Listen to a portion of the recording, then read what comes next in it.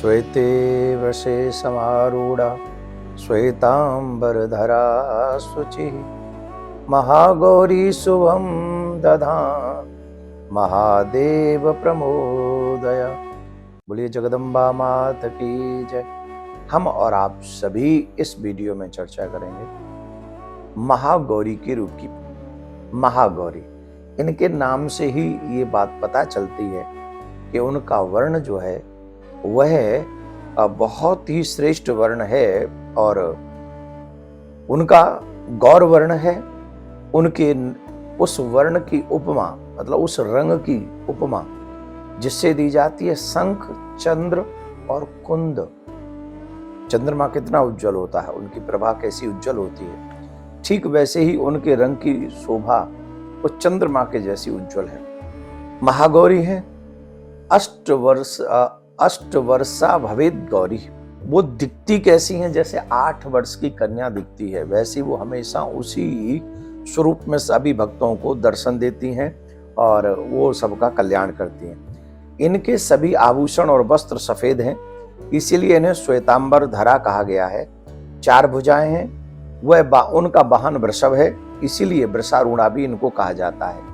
इनके ऊपर वाला दाहिना हाथ अभय मुद्रा में तथा नीचे वाला हाथ त्रिशूल धारण किए हुए है।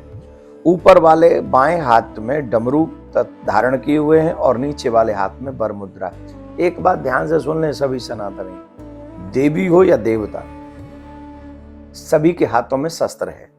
शस्त्र क्यों है? सुरक्षा के लिए।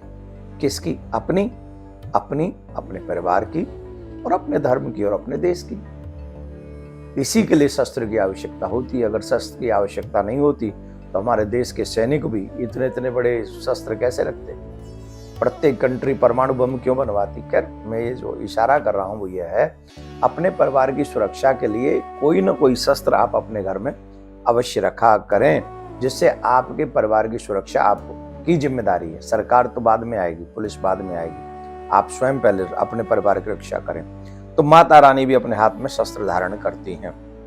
माता गौरी की जो कथा है वो इस प्रकार है कि बाबा भोलेनाथ को वर के रूप में प्राप्त करने के लिए माता गौरी ने भयानक तपस्या की थी। बहुत तपस्या, इतनी तपस्या करी थी कि उस तपस्या के कारण उनका जो रंग था वो काला पड़ गया था, एकदम काला रंग हो गया था। शंकर भगवान प्रसन्न हुए, उन्होंने कहा वरदान मांगो, वरदान मांगो। तो वरदान देने के लिए शंकर भगवान रेडी हुए, तैयार हो गए। तो भगवान से वही वर मांगा उन्होंने, तो क्या मांगा, पर शंकर भगवान बड़े ही प्रसन्न थे।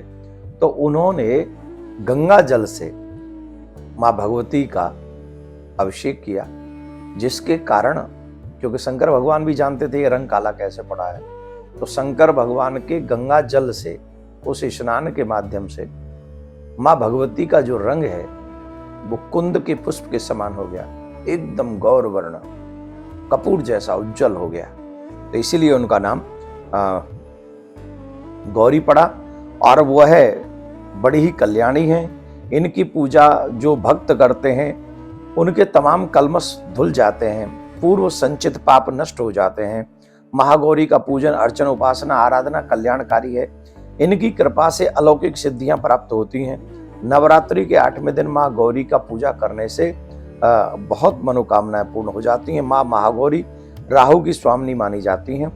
जिन जातकों की कुंडली में राहु की दशा गलत हो, उल्टी सीधी हो, या राहु उन्हें तंग कर रहा हो, तो उन्हें महागौरी का पूजन 8वें नवरात्रि के दिन अवश्य करना चाहिए।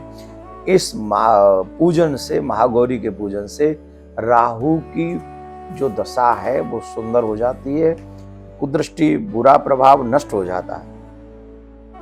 महागौरी को भोग किसका लगाएं? तो नारियल का भोग उनको लगाएं या नारियल से बनी हुई मिठाइयों का भोग उनको लगाना चाहिए।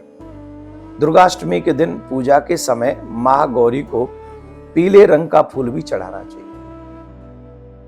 यह देवी अन्नपूर्णा भी कहलाई गई हैं। इनका पूजा करने से घर में धन और धान्य भरा रहता है।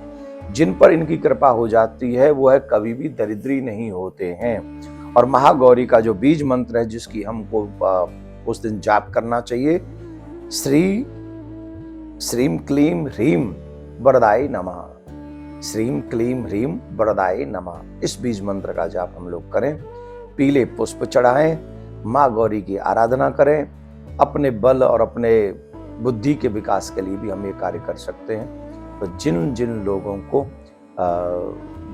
महादेवी से, गौरी से कुछ आशीर्वाद चाहिए, उनको अपने परिवारों में भी ये वीडियो शेयर कर देना चाहिए, जिससे 8वें दिन महागौरी की पूजा करके वो कुछ वरदान प्राप्त कर सकें, उनके घर में भी दरिद्रता का नाश हो सके। तो आप इस वीडियो को ज़्यादा शेयर करें।